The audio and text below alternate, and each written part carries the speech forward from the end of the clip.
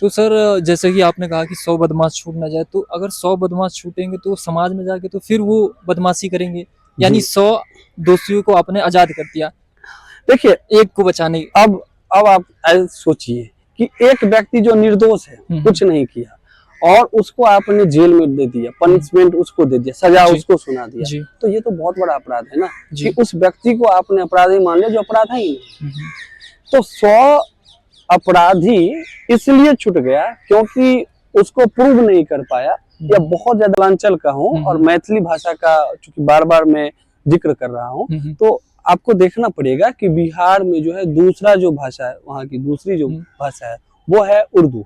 उर्दू।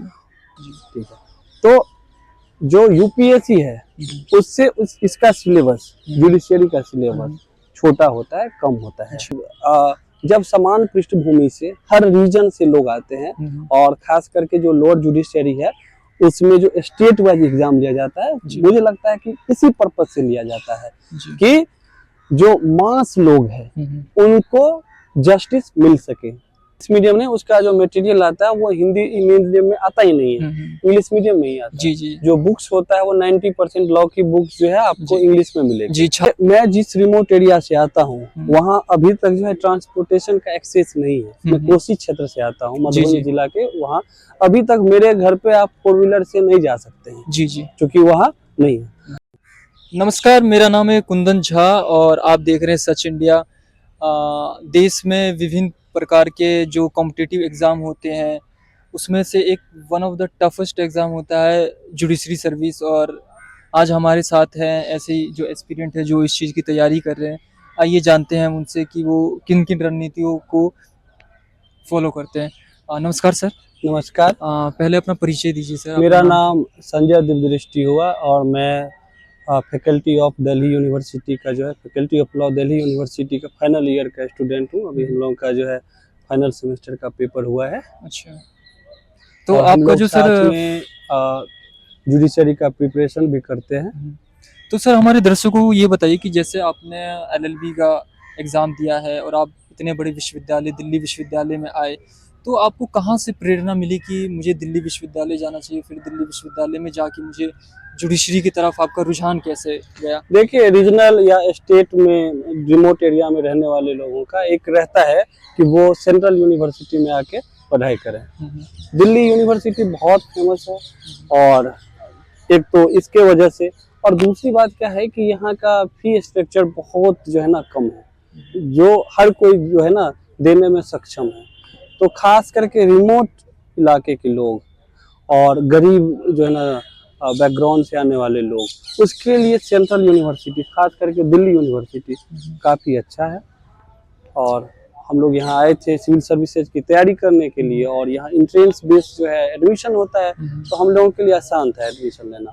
तो आप सिविल सेवा की तैयारी करने आए और फिर एंट्रेंस दिया और आपने फिर एलएलबी में नामांकन कर लिया। जी जी। फिर उसके बाद आपका जुडिशरी में कैसे रुझान हुआ? क्योंकि एक आपके पास, जैसे आप पहली तैयारी कर रहे थे सिविल सेवा की, तो उसमें भी आप मेंस में आप कानून को रख सकते थे और उसके सहारे आप पेपर दे सकते थे, तो फिर जैसे जुडिशरी में आप दोनों के नेचर में बहुत अंतर है। एक तो हमें ये समझना होगा कि जो यूपीएससी है जिसमें आईएएस आईपीएस ये सब की जो है ना, और उसके अलावा जो है 23-24 जो है पोस्ट है, उसका जो है यूपीएससी के थ्रू जो है एग्जाम कंडक्ट करवाया जाता है। वो जो है इंडिया लेवल पे होता है, ठीक है। और जुडिशियरी जो है वो स्टेट वाइज होता है, हर स्टेट का जो है अलग अलग होता है, ठीक है। तो जो यूपीएससी है उससे इसका सिलेबस, जुडिशियरी का सिलेबस छोटा होता है, कम होता है।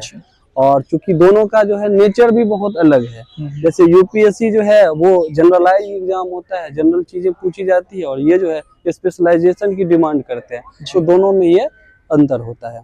तो जब यहाँ हम लोग एडमिशन लिए तो होता क्या है कि खास करके चाहे किसी भी स्टेट का जुडिशरी हो, केवल आपको लॉ, कॉन्स्टिट्यूशन इस सब की जानकारी ही काफी नहीं है, बल्कि जो केस लॉज है, केस लॉज का मतलब होता है कि जो डिसीजन कोर्ट के द्वारा सुनाया जाता है, और केस लॉज में जो हाई कोर्ट या सुप्रीम कोर्ट का जो डिसीजन होता है वो केस लॉज में आता है, ठीक है। तो दिल्ली यूनिवर्सिटी का जो सिलेबस है वो केस लॉज बेस्ड है।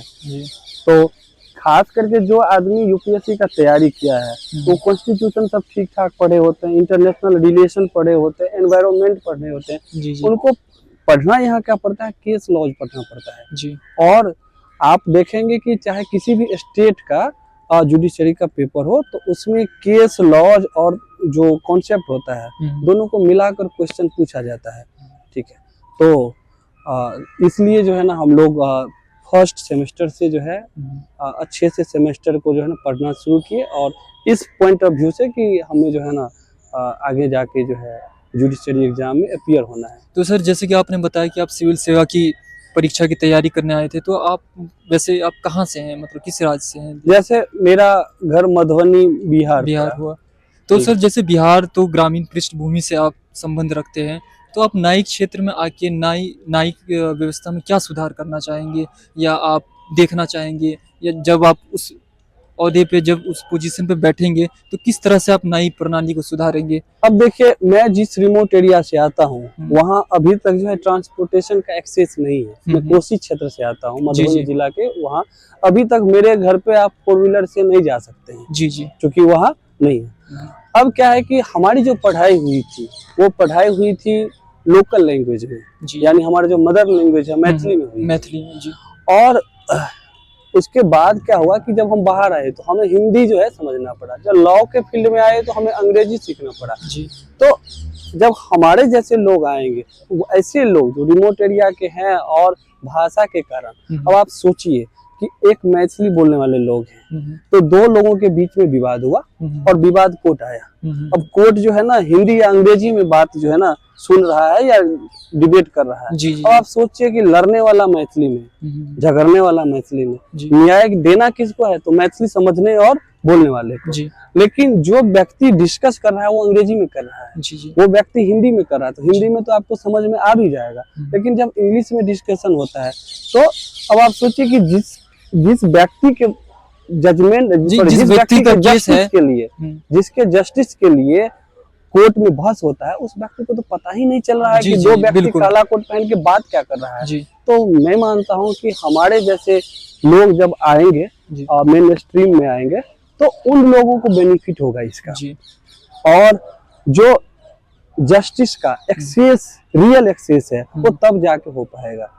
जैसे आप कह रहे हैं कि बाधा जो है, जो भाषा जो है एक बाधा है, किसके लिए, जो ग्रामीण पृष्ठभूमि से लोग हैं जिनका केस काफी सालों से चल रहा है। आप सोचिए ना, किसी का भी केस हो जी, यदि दो व्यक्ति जी, 2 पक्षकार होते हैं केस में, दोनों पक्षकार आए कोर्ट आए और कोर्ट में जो अंग्रेजी में बहस करने वाले लोग हैं, चाहे इस तरफ का एडवोकेट हो या उस तरह का एडवोकेट हो या सामने बैठे हुए जजेज हो, अब तीनों जो है ना अंग्रेजी में बातचीत कर रहे हैं। जी जी। जो व्यक्ति दोनों तरफ खड़ा है, पक्ष और विपक्ष जो खड़ा है, वादी और प्रतिवादी, उनको तो पता ही नहीं चलता है कि ये तीनों बात क्या कर रहे हैं। जी। तो मुझे लगता है कि जब समान पृष्ठभूमि से हर रीजन से लोग आते हैं, और खास करके जो लोअर जुडिशरी है उसमें जो स्टेट वाइज एग्जाम लिया जाता है, मुझे लगता है कि इसी पर्पज से लिया जाता है कि जो मास लोग हैं उनको जस्टिस मिल सके और उसको दिखे भी जस्टिस होते हुए। तो क्या सर भाषा का विकल्प होता है, मतलब जो स्टेट वाइज जो जुडिशरी एग्जाम होते हैं उसमें भाषा का विकल्प होता है? जैसे जो लोकल रीजनल लैंग्वेज होते हैं, हिंदी अंग्रेजी तो होती है, उसके साथ साथ क्या लोकल लैंग्वेज भी होने चाहिए? जैसे मैथिली है बिहार में, जैसे मैथिली, भोजपुरी, मगही, ये सब भाषा प्रचलित है। जैसे भारत के संविधान में 22 भाषा है जी, और ये जो है ना 8वीं अनुसूची में डाला गया है जी। अब क्या है कि इस भाषा में से कोई भी भाषा जो है जुडिशरी सिस्टम का नहीं है। अंग्रेजी जो है कॉन्स्टिट्यूशन में मेंशन है कि कोर्ट का भाषा अंग्रेजी होगी जी, उच्च न्यायालय और सर्वोच्च न्यायालय में ये भाषा होगी। लेकिन जो क्षेत्रीय न्यायालय है, जो डिस्ट्रिक्ट कोर्ट है, वहाँ क्या है कि वहाँ के जो लोकल लैंग्वेज होता है, मदर लैंग्वेज होता है, उसमें जो है डिबेट डिस्कशन होता है जी। अब एक समस्या यहाँ ये आ जाती है कि जैसे मैथिली में है तो मैथिली तो ये 22 भाषा में से एक भाषा है जी, तो इसमें तो पॉसिबल है। लेकिन कई जो है ना भाषा और साहित्य के बीच में भी संघर्ष कर रहा है जी जी, और वो लोगों के बीच में जो है बातचीत में जो है यूज किया जाता है। जैसे आपका भोजपुरी हो गया, भोजपुरी बोलने वालों की संख्या ज्यादा है, लेकिन भोजपुरी का कोई जो है हिंट देने में दुविधा आएगा, ठीक है। लेकिन जज यदि आप हैं और डिसीजन दे रहे हैं और उस भाषा में डिसीजन दे रहे हैं और उस भाषा में जो है डिबेट हो रहा है, तो दोनों पक्षकार को लगेगा कि क्या क्या हो रहा है। तो सर जैसे कोर्ट में जो है, कोर्ट प्रीमाइसेस में बहुत सारे ट्रांसलेटर नियुक्त किए जाते हैं, तो उनका काम क्या होता है? जैसे अगर कोई वादी है, उसको अगर चाहे कि मेरा जो जजमेंट है या जो मेरा जो केस है वो अंग्रेजी भाषा में है, मैं उसको अपने सहज लैंग्वेज में, सहज भाषा में परिवर्तित करवाना चाहूँ, तो क्या इसकी सुविधा है जैसे न्याय प्रणाली में? 4500 के आसपास जो है हिंदी के डिक्शनरी में शब्दों को दे दिया गया है, ठीक है। और आजादी के बाद से ही जो है एक हिंदी जो है विभाग बना हुआ है जिसका काम होता है ट्रांसलेशन करना, वो है, वो हर जगह पहले से उपलब्ध है। लेकिन अब जो लोकल लैंग्वेज है, जैसे आपने मैथिली की बात की, तो मैथिली में जो हुआ उसको जो है ट्रांसलेट करने के लिए नहीं है। अच्छा, सर ऐसा क्यों है? क्योंकि उर्दू में जो ट्रांसलेटर है वो नियुक्त हो रहे हैं, जो उर्दू के ट्रांसलेटर वो नियुक्त हो रहे हैं, तो मैथिली भाषा में ऐसे क्यों ऐसा किया जा रहा है? मतलब अब क्या एक जब हम मैथिली है, चूंकि मैं मिथिलांचल का हूँ और मैथिली भाषा का चूंकि बार बार मैं जिक्र कर रहा हूँ, तो आपको देखना पड़ेगा कि बिहार में जो है दूसरा जो भाषा है, वहाँ की दूसरी जो भाषा है वो है उर्दू। और बिहार में जब कर्पूरी ठाकुर का ठाकुर की सरकार बनी थी, तो उस सरकार ने उर्दू के लिए जो है उर्दू विभाग बने, इस सब पे काम किया था और उसके बाद उर्दू विभाग जो है बनाया गया था। तो मतलब उर्दू विभाग को ज्यादा संगठित बनाया गया, राजनीतिक पार्टी वहाँ पे उस भाषा पे ज्यादा काम करे। तो वहाँ क्या है कि बोलने वाले लोगों की संख्या बहुत कम है, लेकिन उसके बावजूद भी उर्दू जो है बिहार की जो है दूसरी जो है भाषा है, राजभाषा है। तो वहाँ उसके लिए विभाग है और जो है वहाँ ट्रांसलेशन करना जो है आसान हो जाता है कि वहाँ जजमेंट दे। तो लेकिन उर्दू के साथ एक दिक्कत है, ठीक है, क्योंकि उर्दू जैसे मान लीजिए बिहार में यदि उर्दू में लिखा जाए तो दो पक्षकार है और एक पक्षकार उर्दू को समझने वाला है और दूसरा पक्षकार उर्दू को नहीं समझने वाला है, तो ये दिक्कत हो जाती है कि चूंकि उर्दू जिस स्क्रिप्ट में लिखे जाते हैं उस स्क्रिप्ट को हर कोई तो पढ़ नहीं पाएगा। जैसे मैथिली के साथ क्या है, मैथिली देवनागरी लिपि में लिखी जाती है। अब देवनागरी लिपि में लिखी जाती है तो आप उसको पढ़ सकते हैं, क्योंकि जो उर्दू पढ़ना जानते हैं वो हिंदी पढ़ना जानते हैं, और जो हिंदी पढ़ना जानते हैं वो क्योंकि देवनागरी लिपि में जो है मैथिली लिखी हुई है तो वो भी वो समझ सकता है। मिथिला का एक अपना एक साहित्य है, बिहार में समझ सकता है।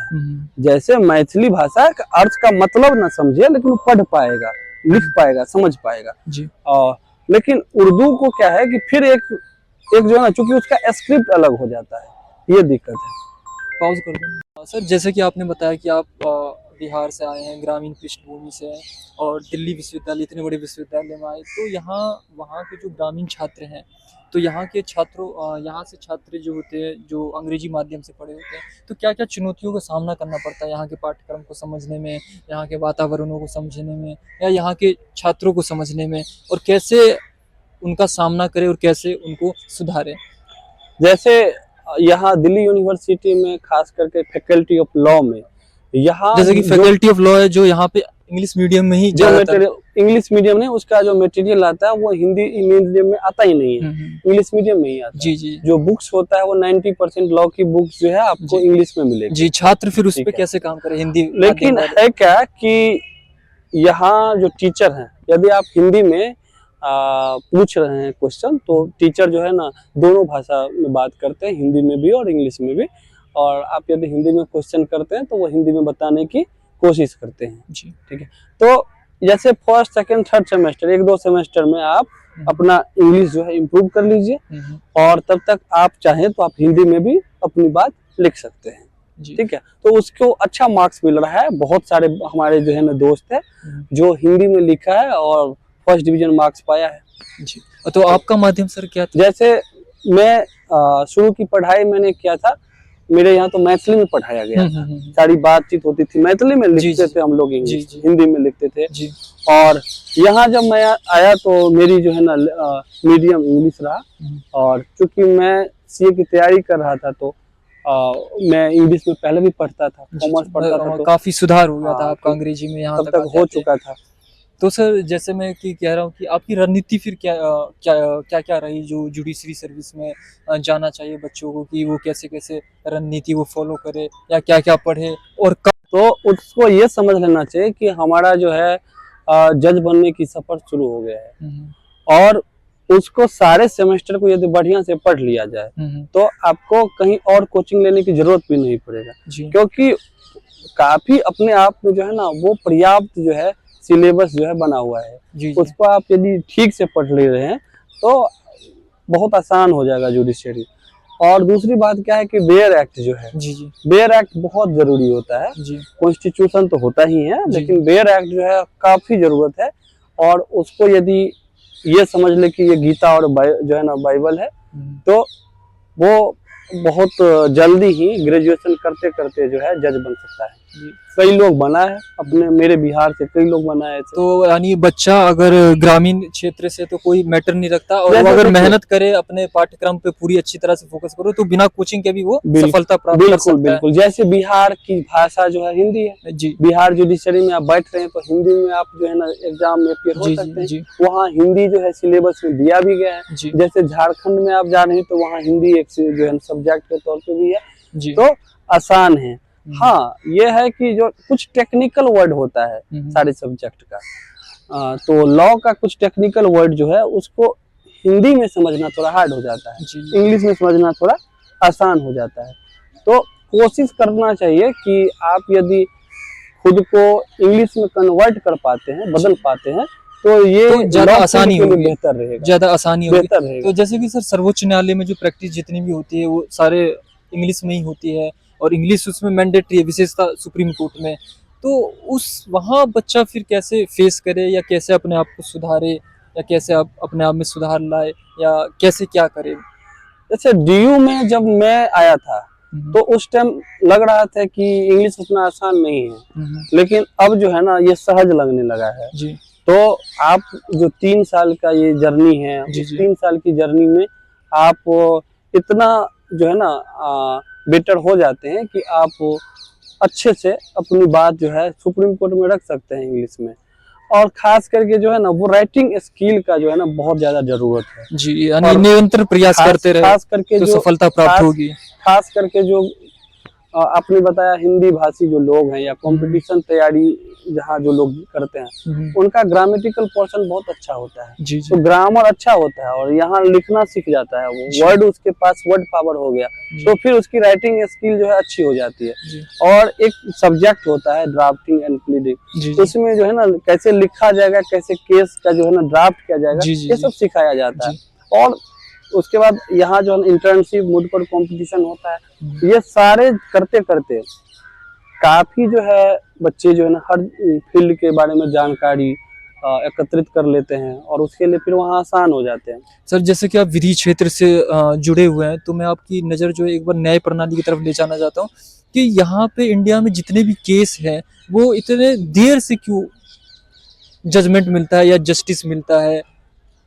देखिए, भारत का जो न्यायिक प्रणाली है वो लोगों को सुधार करने का अपॉर्चुनिटी देता है जी। वो लोगों को दंड देने के लिए नहीं बना है जी। भारत के न्यायिक व्यवस्था में कहा गया है कि बेल आपका अधिकार है जी, और जेल जो है ना रेयर टू रेयरेस्ट केस में होना चाहिए जी। अंतिम रूप से न्यायिक प्रणाली करना क्या चाहते हैं? वो करना चाहते हैं कि सबको सुधार कर एक अच्छे समाज का निर्माण किया जा सके जी। अब आपका एक क्वेश्चन है कि इतना देर क्यों होता है जजमेंट आने में जी? होता क्या है कि 10 साल 15 साल काफी साल केसेस चल रहे हैं, तो जो कॉन्सेप्ट मैंने आपको पीछे बताया उसमें आगे मैं ये जोड़ना चाहूंगा, जो बार बार जो है अपने डिसीजन में सुप्रीम कोर्ट और हाई कोर्ट ने कहा कि 1000 आदमी जो अपराधी है जी वो छूट जाए तो वो कोई गलती नहीं है। अपराधी छूट गया और उसको पनिशमेंट नहीं मिला तो कोई बात नहीं, लेकिन एक व्यक्ति जो निर्दोष है उसको दंड नहीं मिलना चाहिए। तो भारत की जो न्यायिक प्रणाली है वो हमेशा इस बात का ध्यान रखते हैं कि किसी भी निर्दोष को सजा न मिले जी, चाहे 100 जो है बदमाश अपराधी छूट क्यों ना जाए। तो सर जैसे कि आपने कहा कि 100 बदमाश छूट ना जाए, तो अगर 100 बदमाश छूटेंगे तो समाज में जाके तो फिर वो बदमाशी करेंगे, यानी जी 100 दोषियों को आपने आजाद कर दिया देखिए, एक को बचाने। अब आप ऐसे सोचिए कि एक व्यक्ति जो निर्दोष है, कुछ नहीं किया, और उसको आपने जेल में दे दिया, पनिशमेंट उसको दे दिया, सजा जी उसको सुना दिया, जी तो ये तो बहुत बड़ा अपराध है ना, जी कि उस व्यक्ति को आपने अपराधी मान लिया जो अपराध है ही नहीं। हम्म, तो 100 अपराधी इसलिए छूट गया क्योंकि उसको प्रूव नहीं कर पाया या बहुत ज्यादा टाइम लगा, इसलिए वो बरी हो गया। लेकिन एक व्यक्ति निर्दोष है, वो फंस गया, तो सोचिए ये न्यायिक व्यवस्था की सबसे बड़ा पाप होगा। तो तो सर जैसे कि मैं मतलब जानना चाहूंगा कि न्याय प्रणाली में जैसे कोई झूठे केसों में काफी सालों तक वो पनिशमेंट ले रहा है या जेल में उसने काफी सालों में रहा और बाद में उसे पता चला कि वो निर्दोष है, तो उसमें उस केस में मुआवजा का क्या प्रावधान है, क्या हाँ, मुआवजा है? अब जो है कंपनसेशन की व्यवस्था जो है की गई है, जो विक्टिम होते हैं। क्योंकि उसके तो एक हाँ, जिंदगी का लंबा जो दौर है वो जी बीत गया जेल में ही, तो विक्टिम के लिए जो है कंपनसेशन का जो है अब प्रोविजन है। और उसी का नहीं कि जिसने कुछ नहीं किया, निर्दोष था और उसको पनिशमेंट मिल गया, तो जी जी केवल यानी उसी को एक्यूज्ड और नहीं, विक्टिम बल्कि दोनों जो के लिए है। विक्टिम है, जैसे रेप का कोई विक्टिम है, जी जी तो उसके लिए भी जो है बहुत सारे जो है फंड का व्यवस्था किया गया है कि उसका जो मेंटल हेल्थ बाकी जो है उसको ठीक किया जा सके। जी जी जी बहुत बहुत धन्यवाद सर।